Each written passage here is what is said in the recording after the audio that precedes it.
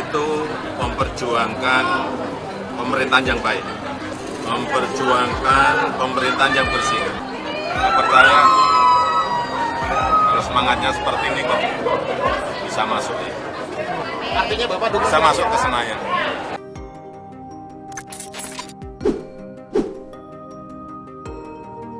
SMRC sebut efek Jokowi tidak signifikan untuk PSI. Saiful Mujani menyebut efek yang ditimbulkan dari pemilih yang merasa puas dengan kinerja Presiden Joko Widodo tidak berpengaruh signifikan untuk mendongkrak elektabilitas Partai Solidaritas Indonesia atau PSI. Dari 80% pemilih yang menyatakan puas dengan kinerja Presiden Jokowi tersebut, mayoritasnya malah lebih memilih PDIP, yakni mencapai angka 19%. Disusul oleh Partai Golkar dan Gerindra yang sama-sama 15%. Sementara itu, hanya ada 3% dari total pemilih yang puas dengan kinerja Presiden Jokowi yang memilih PSI. Menurut SMRC, data tersebut menunjukkan bahwa upaya PSI untuk mengidentifikasikan partainya dengan Jokowi belum berhasil menarik basis massa Jokowi. Sejatinya, upaya menggait massa Jokowi tidak hanya dilakukan oleh PSI. SMRC mencatat, partai-partai yang berada di koalisi Indonesia Maju, pendukung Prabowo Subianto Gibran Rakabuming Raka juga melakukan hal yang sama.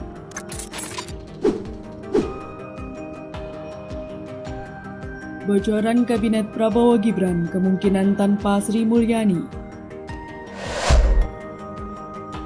Sri Mulyani kemungkinan besar tidak masuk bursa Menteri Kabinet Prabowo Gibran. Hal tersebut diungkap TKN Prabowo Gibran. Derajat Wibowo menyebut sosok Menteri Keuangan era Presiden Jokowi dan SBY itu tak punya kecocokan dengan Prabowo. Keduanya memiliki pandangan yang berbeda. Kendati demikian, ia mengatakan sampai saat ini belum ada susunan kabinet yang disiapkan, terutama di bidang ekonomi. Pasalnya, sampai saat ini belum ada pertemuan dari para ketua partai politik. Menurutnya, susunan kabinet akan disusun setelah ada diskusi antar para parpol. Diskusi itu kemungkinan akan dilakukan setelah pengumuman resmi hasil pemilu 2024 oleh Komisi Pemilihan Umum atau KPU. Yang jelas, kata Derajat, Prabowo menginginkan gerbongnya nanti diisi oleh orang-orang yang mempunyai misi sama dalam memajukan Indonesia. Demokrat sebut ada parpol dalam pemerintahan tetapi seperti oposisi.